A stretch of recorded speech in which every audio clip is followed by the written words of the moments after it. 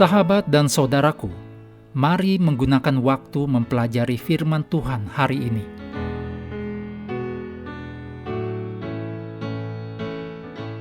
Selasa, 27 Mei.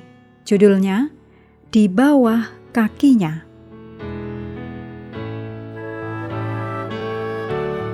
Kita mulai dengan doa singkat yang didasarkan dari Galatia 2 ayat 2.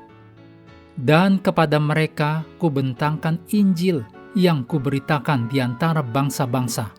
Amin. Dalam Mazmur 47 ayat 1-5 dikatakan tentang tempat kita pada akhirnya dalam kerajaan Kristus. Untuk jangka panjang, masa depan cerah. Sampai saat itu tiba. Pada saat ini umat manusia menyerahkan kekuasaan atas planet ini kepada iblis. Dan pada saat ia muncul di Dewan Surgawi dalam kitab Ayub, iblis membual bahwa bumi ini miliknya. Dari mana engkau datang? Tuhan bertanya. Dari perjalanan mengelilingi dan menjelajah bumi, jawabnya dalam Ayub 1 ayat 7.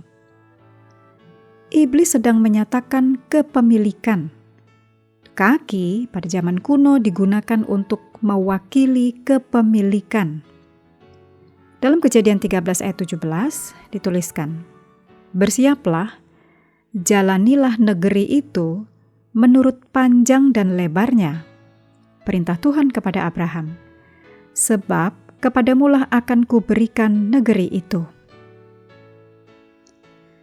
1 Tesalonika 4 ayat 13-17.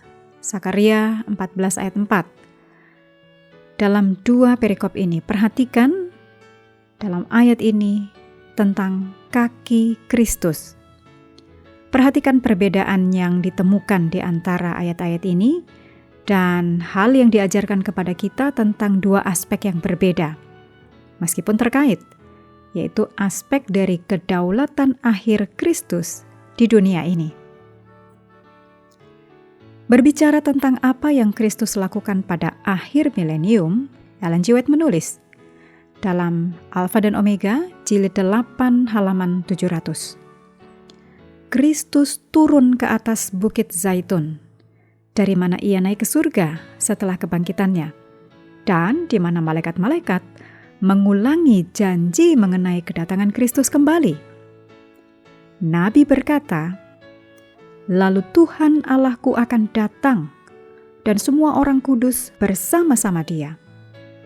Pada waktu itu, kaki Kristus akan berjejak di Bukit Zaitun yang terletak di depan Yerusalem di sebelah timur.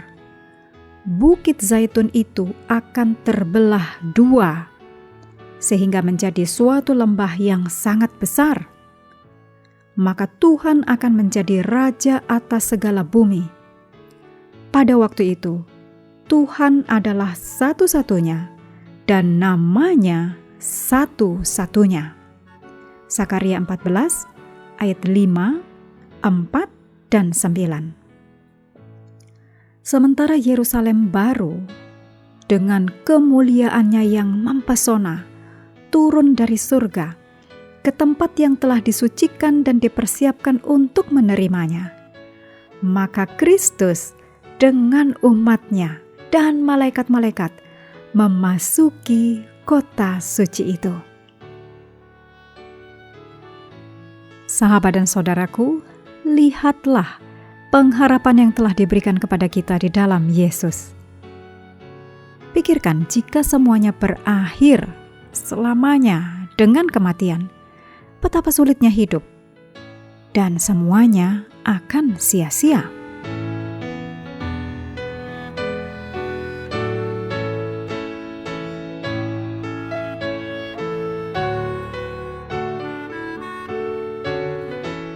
Mengakhiri pelajaran hari ini, mari kembali ke ayat inti Mazmur 67 ayat 4 dan 5. Kiranya bangsa-bangsa bersyukur kepadamu, ya Allah. Kiranya bangsa-bangsa semuanya bersyukur kepadamu. Kiranya suku-suku bangsa bersukacita dan bersorak-sorai, sebab Engkau memerintah bangsa-bangsa dengan adil dan menuntun suku-suku bangsa di atas bumi.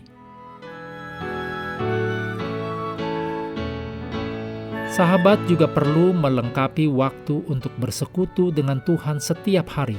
Dengan bacaan Alkitab sedunia, percayalah kepada nabi-nabinya yang melanjutkan dari Kejadian pasal 41. Tuhan memberkati kita semua.